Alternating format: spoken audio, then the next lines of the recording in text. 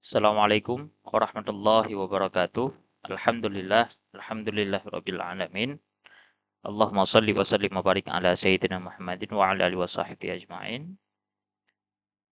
Selamat datang teman-teman semua dalam channel saya, channel Darul Hafazi. Di sini kita membahas banyak hal, terutama yang berkaitan dengan hukum dan hukum Islam kontemporer. Pada kesempatan kali ini kita coba melanjutkan pembahasan yang sudah pernah kita bahas sebelumnya, yaitu tentang hukum perdata.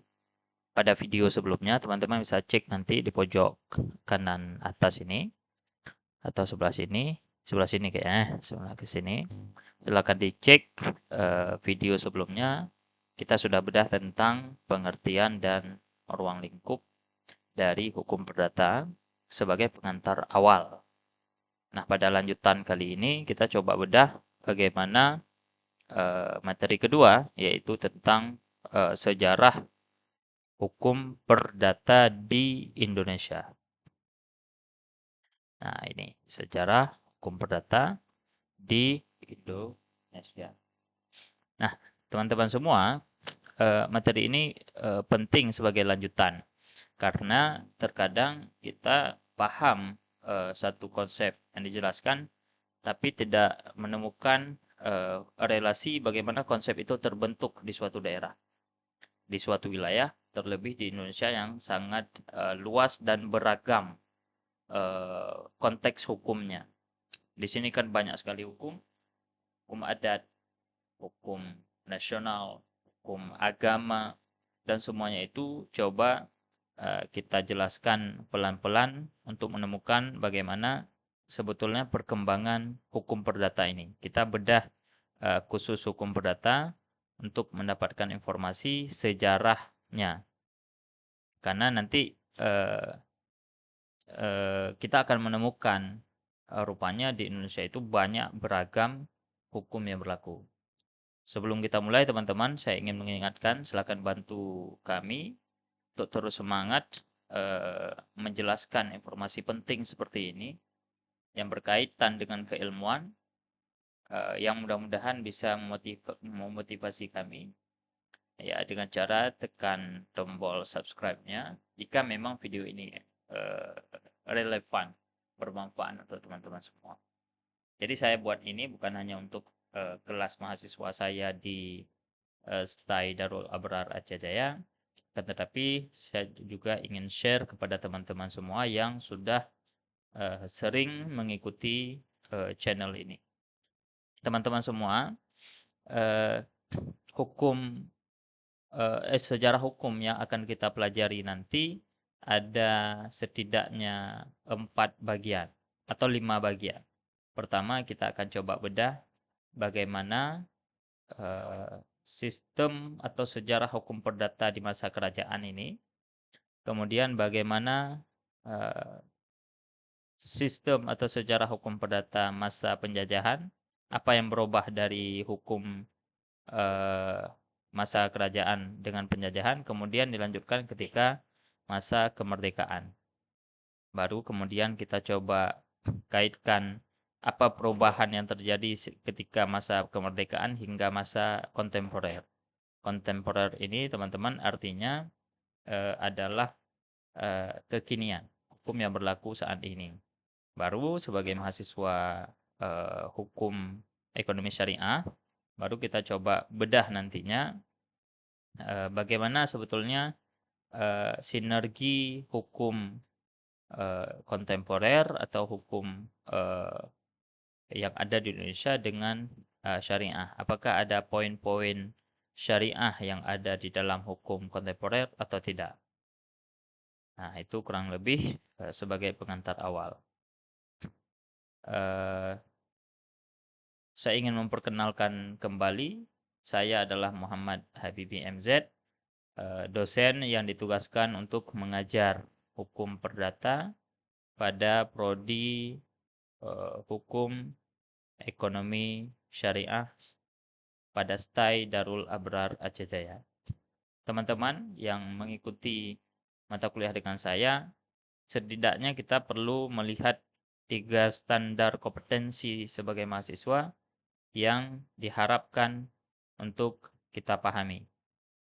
Ya, ini standar kompetensi. Pertama, dari segi kognitif, pemahaman yang diharapkan, kita mampu memahami perkembangan hukum perdata mulai dari hukum Romawi, karena hukum perdata itu asalnya dari Romawi yang tercatat hingga dengan di masa sekarang. Apa perubahan? Apa tangga perubahan yang terjadi hingga dengan di masa sekarang? Kalau ini masa Romawi, sekarang ini era digital.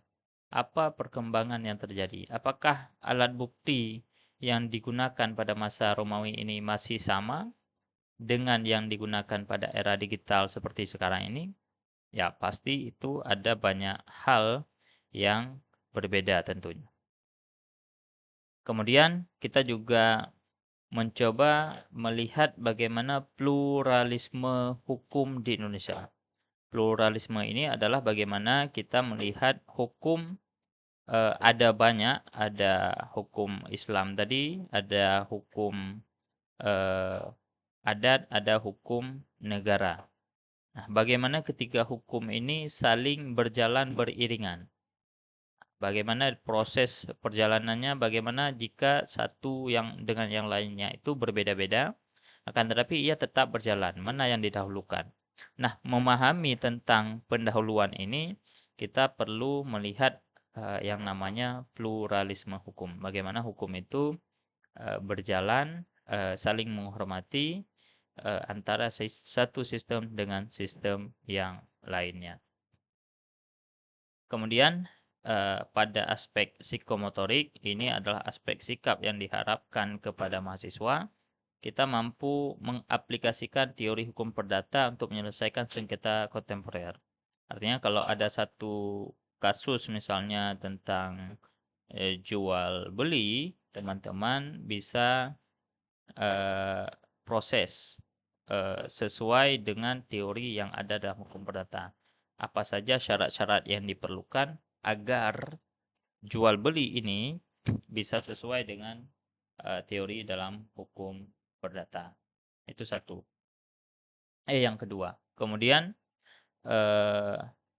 bagian 2.2 ini atau bagian kedua, poin kedua, kemudian kita mampu setidaknya menjelaskan bagaimana nantinya hukum perdata ini mengajarkan kita tentang terampil dalam menyusun kontrak dokumen hukum yang adaptif sepanjang masa. Karena kita kaitannya dengan sejarah, maka tentu dokumen-dokumen yang berlaku sah menurut hukum perdata itu pasti berbeda-beda. Nah, kemudian secara afektif sikap selanjutnya yang perlu kita dapatkan yaitu kita mampu lebih kritis terhadap hukum yang diwariskan kepada kita, baik oleh kolonial, oleh adat, atau bahkan oleh agama tertentu. Maka hukum itu mesti atau kita mesti mampu mengkritisi hukum yang berlaku pada kita, apakah dia masih relevan dilaksanakan atau tidak. Kalaupun masih relevan, bagaimana menjelaskan relevansinya. Nah, ini beberapa hal yang diharapkan setelah kita mempelajari sejarah hukum perdata di Indonesia. Nah, dari ketiga hal ini kurang lebih bisa disimpulkan bahwa memahami sejarah hukum perdata dapat membentuk praktisi hukum karena kita profil lulusannya adalah sebagai praktisi hukum yang kritis, kompeten, dan berintegritas. Jadi dengan kita memahami sejarah hukum perdata ini diharapkan ada 3 aspek lainnya yang perlu kita yang menjadi outcome ya bagi kita, yaitu kritis, kompeten, dan berintegritas. Inilah mungkin hal-hal yang diharapkan dari kita sebagai mahasiswa hukum perdata. Oke, teman-teman, kita mulai bahas yang pertama tentang sejarah hukum perdata adalah bagaimana hukum perdata di masa kerajaan di Indonesia. Oke. Nah, bagaimana apakah sebetulnya hukum perdata itu hanya bawaan Belanda saja sehingga kita tidak punya budaya sama sekali tentang eh, hukum perdata, atau sebetulnya kita sudah ada lebih dahulu hukum perdata yang berlaku. Nah, di sini kita bisa memastikan bahwa jika hukum perdata adalah hukum yang mengatur antar individu terkait dengan kehidupan bermasyarakat seseorang, maka di Indonesia sebelum kedatangan bangsa Eropa pun Nusantara telah memiliki sistem hukum yang teratur berbasis adat, agama, dan nilai kearifan lokal. Jadi sebetulnya bukan hanya dari bangsa Eropa yang membawa ke sini suatu hukum, lantas kita sama sekali liar, tidak punya hukum, kosong dengan hukum, padahal kita punya dokumentasi yang baik tentang hukum yang berlaku di tempat kita. Ya, misalnya dalam hukum adat, dalam hukum agama, karena kita sudah ada agama di sini, kemudian juga dalam nilai-nilai kearifan lokal. Nah, apa karakteristik utama hukum perdata di masa kerajaan ini? Nah, ini adalah karakteristik utama hukum perdata di masa kerajaan. Pertama, teman-teman bisa cek dia sifatnya adat. Hukum perdata pertama sifatnya adat atau religius dan komunal. Dia berlaku untuk umum. Ini karakteristik pertama. Jadi hukum perdata yang mengatur tentang tingkah laku manusia berkaitan dengan antar individu itu basisnya basis adat. Masyarakat adatnya itu menyepakati tentang satu praktek tertentu, kemudian itu dijadikan sebagai patokan bersama. Yang kedua, ada yang kedua memiliki aturan tertulis dan sistem hukum teratur.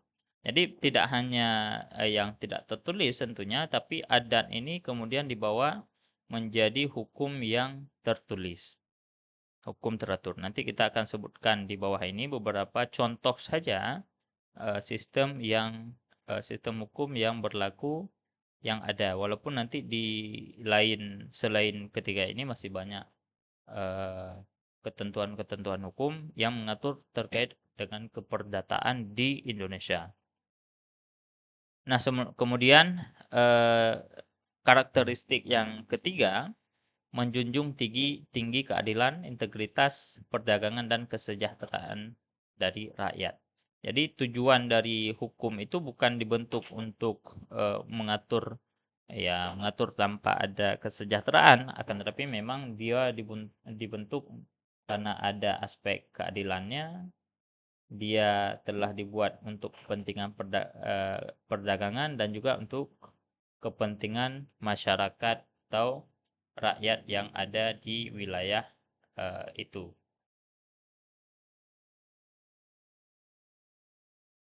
Oke, kita ambil beberapa contoh peradaban yang asumsinya bahwa hukum perdata itu sudah ada sejak masa kerajaan.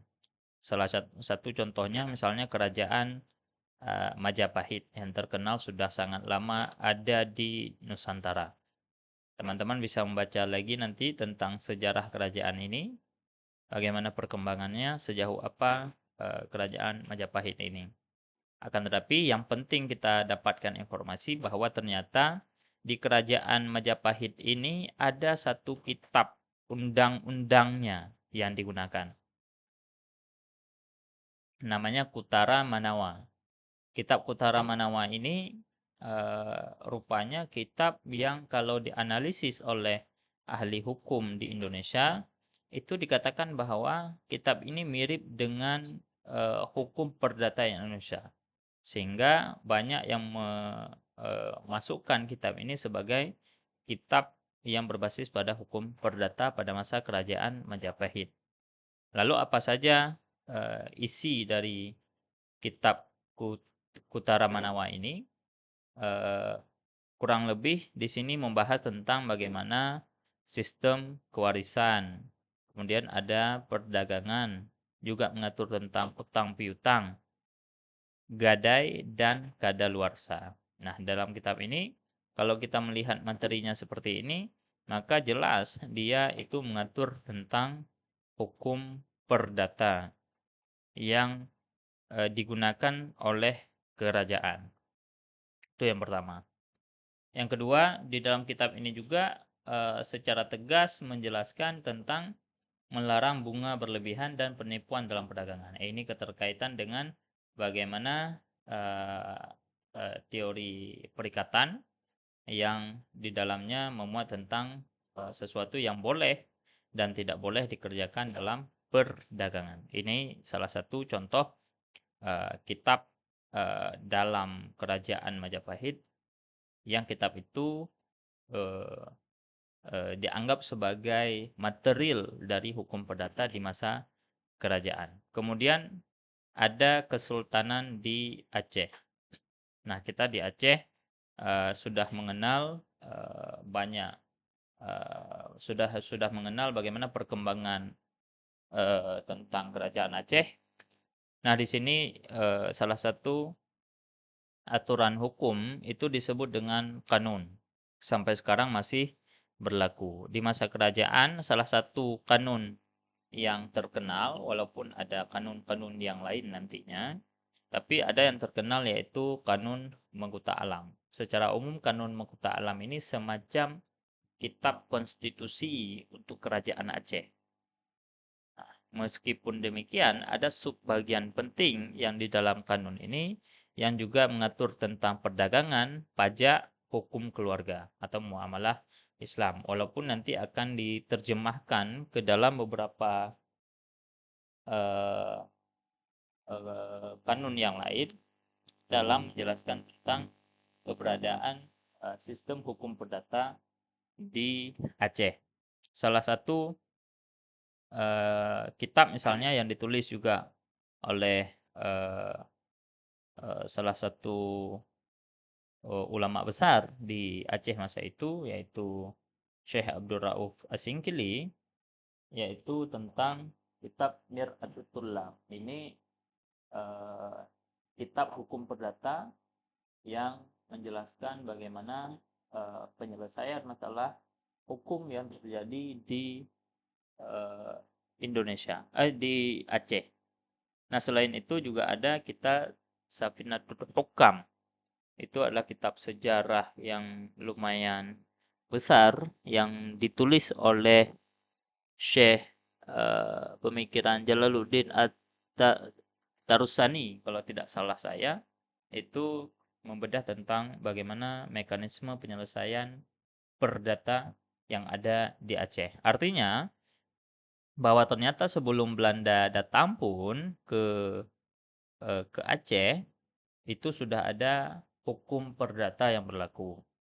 Nah, selain di Aceh dan juga Majapahit tadi, ada contoh kerajaan lainnya yaitu kerajaan Mataram dan kerajaan Goa atau Talu. Nah, di dalam kerajaan ini juga berlaku hukum-hukum yang nuansa materialnya itu mirip dengan hukum perdata. Di sana bahkan ada perpaduan antara hukum Islam dan dengan adat Jawa pada kerajaan Mataram. Sedangkan kerajaan Goa itu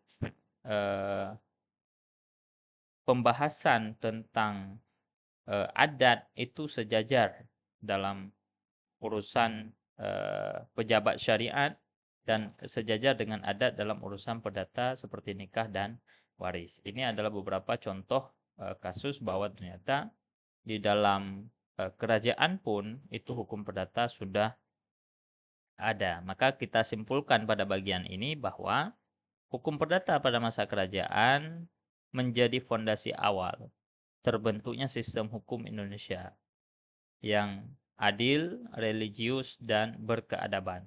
Artinya di sini tidak kosong hukumnya, kan tetapi dia berlaku secara komunal pada kelompok-kelompok tertentu terkait dengan hukum-hukum yang ada di masa kerajaan. Tentu banyak sekali kerajaan-kerajaan yang ada di Nusantara ini.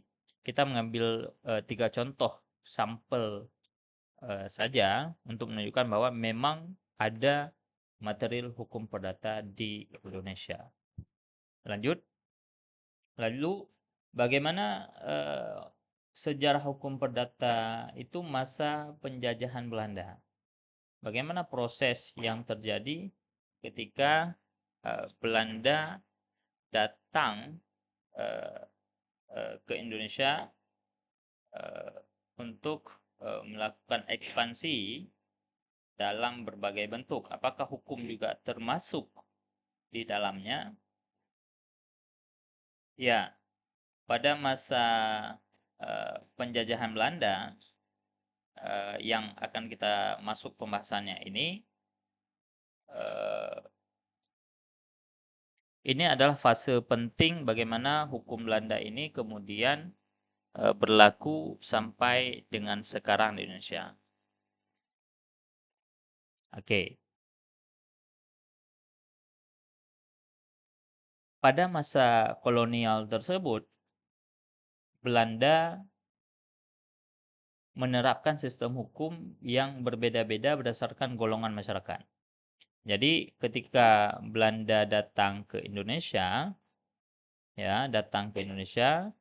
kemudian di Indonesia mereka bukan hanya mengambil wilayah, mengambil sumber daya, tapi mereka juga menambah sistem hukum yang menurut mereka lebih relevan di Indonesia. Yang sistem hukum tersebut kemudian dipecah ke dalam beberapa ras. Oke. Karena dianggap beda orang, beda kita perlakukan hukum kepadanya. Nah, bagi masyarakat Eropa, mereka menggunakan hukum Eropa yang disebut dengan BW akhirnya. Nah, Belanda pada dasarnya membawa sistem hukum Eropa kontinental. Nah, pada tahun 1848 diberlakukan hukum atas inisiatif mereka di wilayah Indonesia.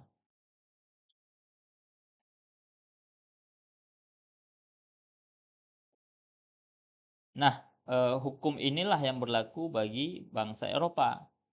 Sedangkan bagi timur asing, ada orang asing di Indonesia, maka hukumnya bercampur antara pemberlakuan BW ini dengan pemberlakuan hukum adat. Dalam BW diatur hukum apa saja memangnya? Nah, dalam BW ini diatur tentang hukum perjanjian, ada diatur tentang hukum benda, ada tentang hukum keluarga, dan hukum waris. Nah, hukum BW inilah atau hukum Belanda inilah yang kemudian berlaku sampai sekarang di Indonesia yang kemudian sebagian ketentuannya termuat dalam KUH Perdata atau Kitab Undang-Undang Hukum Perdata. Itu merupakan warisan dari kolonial Belanda. Nah, kita menganalisis bahwa hukum kolonial ini sebetulnya bersifat diskriminatif dan tampak kuat hukumnya itu hanya untuk memperkuat dominasi Belanda di wilayah jajahannya, termasuk di Indonesia. Oke, itu masa penjajahan, bagaimana keberadaan hukum dipecah-pecah untuk orang pribumi menggunakan adatnya, untuk orang-orang asing selain Eropa menggunakan campuran hukum adat dan hukum Belandanya, sedangkan khusus untuk orang bangsa-bangsa Eropa mereka menggunakan hukum khusus.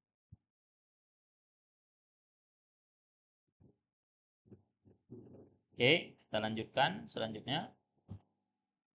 Bagaimana masa pasca kemerdekaan? Lalu pasca kemerdekaan, apakah hukum Belanda yang berlaku itu masih digunakan atau bagaimana proses penggunaannya? Nah, setelah Indonesia merdeka, muncul pertanyaan besar. Apakah hukum peninggalan kolonial Belanda ini langsung diberlakukan atau langsung dihapus? Jawabannya tentu tidak langsung diberlakukan dan juga tidak langsung dihapus semata-mata. Pada awal kemerdekaan, Indonesia masih menggunakan sebagian besar dari aturan hukum kolonial ini. Jadi masih di awal-awal itu masih tetap diberlakukan. Kenapa perlu dilakukan atau perlu tetap diterapkan hal ini? Karena untuk menjaga stabilitas hukum dan menghindari kekosongan hukum. Jadi jangan sampai kita terlalu kosong karena kita sudah terlalu lama berhubungan dengan Belanda, maka ketika Belanda itu pergi dan Indonesia merdeka, agar tidak terlalu kosong, maka diberlakukanlah beberapa hukum dengan tujuan agar di Indonesia tidak terjadi kekosongan hukum. Karena kekosongan hukum itu lebih berbahaya daripada hukum yang sifatnya diskriminatif tadi. Kenapa begitu? Karena jika seluruh aturan langsung dihapus tanpa ada pengganti, maka akan terjadi kekacauan dalam sistem hukum yang berlaku di masyarakat. Namun, seiring perkembangan zaman, Indonesia mulai melakukan pembaharuan hukum-hukum.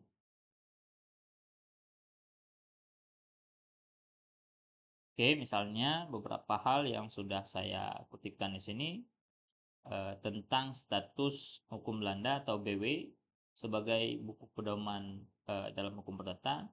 Dalam pasal 2 Aturan Peralihan Undang-Undang 1945, hukum kolonial tetap berlaku selama belum ada yang baru.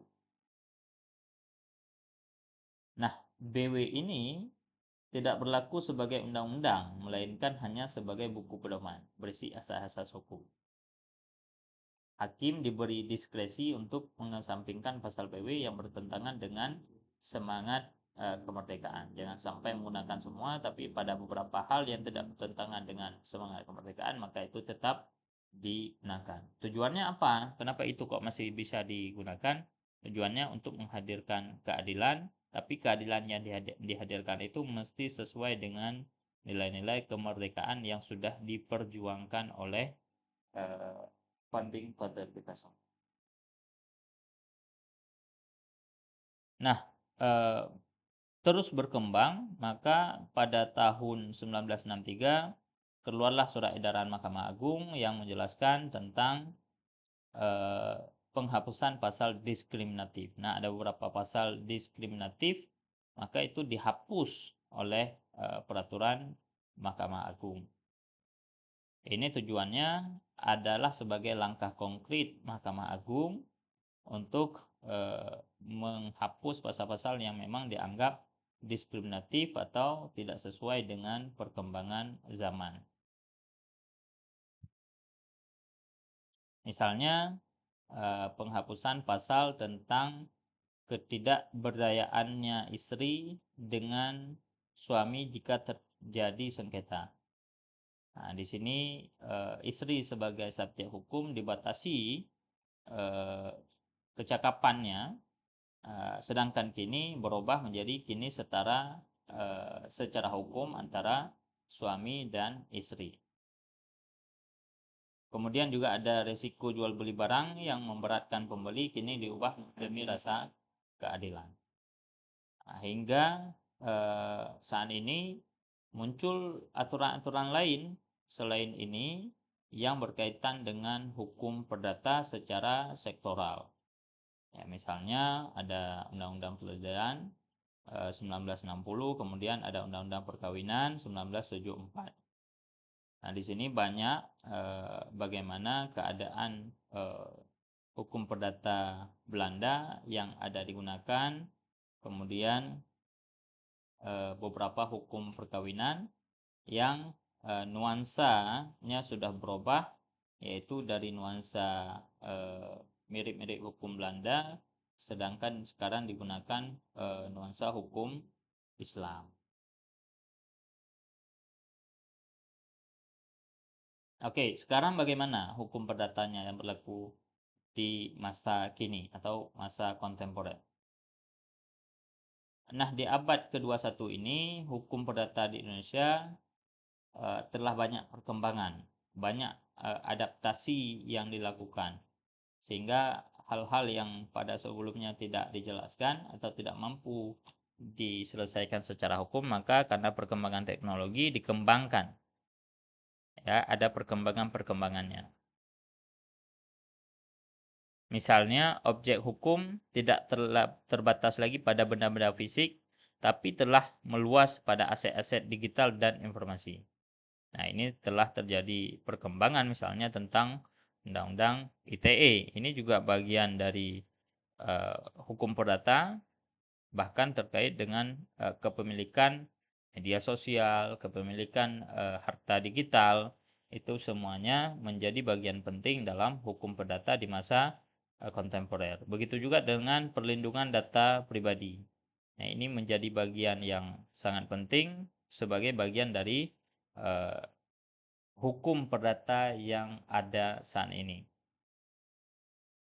Nah, dari sini kita dapat membedakan beberapa ya semacam karakteristik di masing-masing fase di setiap masa, masing-masing karakteristik utama sejarah hukum perdata di masing-masing fase. Misalnya hukum kerajaan itu nuansanya itu lebih ke adat, religius, dan berlaku untuk semua.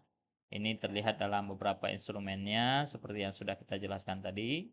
Kemudian pada masa penjajahan itu mesti kodifikasi uh, semacam banyak isu rasis dilihat dari pemberlakuan hukum ada untuk berdasarkan rasnya, yaitu untuk untuk bangsa Eropa berlaku hukum khusus, untuk asing timur atau timur asing berlaku khusus, dan untuk pribumi juga berlaku khusus, dibeda-bedakan. Seharusnya kan kita punya jargon di mana bumi dipijak, di situ langit dijunjung. Seharusnya ya kalau memang mereka datang ke Indonesia, ya hukum Indonesia yang berlaku. Kalau mereka memang datang ke Aceh, ya hukum Aceh yang berlaku, bukan hukum mereka. Nah, pada masa kemerdekaan ini dilakukan nasionalisasi hukum. Apa-apa saja yang masih relevan dengan Indonesia digunakan, tidak dibuat kosong, dan juga dilakukan unifikasi.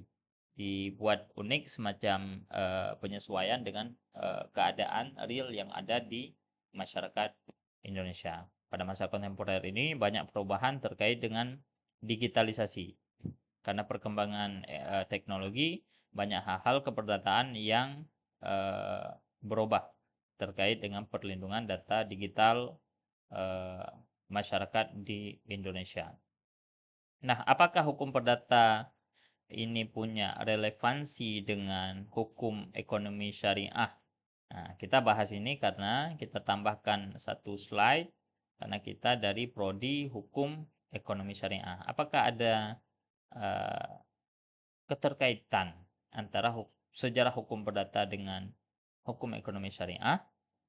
Ya, secara umum evolusi hukum perdata di Indonesia itu tidak dapat dipahami secara utuh keberadaannya tanpa melihat kontribusi signifikan dari hukum Islam. Seperti yang saya sampaikan tadi pada slide tentang hukum perkawinan di Indonesia, ini murni keberadaannya itu mengatur masyarakat Islam yang basisnya itu dari hukum Islam. Bahkan lebih konkret lagi, kebanyakan materinya itu dari fikih mazhab Syafi'i. Maka karena itu ya pasti banyak ada keterkaitan dong antara hukum perdata, sejarah hukum perdata dengan perkembangan ekonomi. Kalau misalnya dulu ya berkaitan dengan perkawinan saja, sekarang juga dikaitkan dengan ekonomi. Bahkan sekarang sedang digalakkan hukum ekonomi atau ekonomi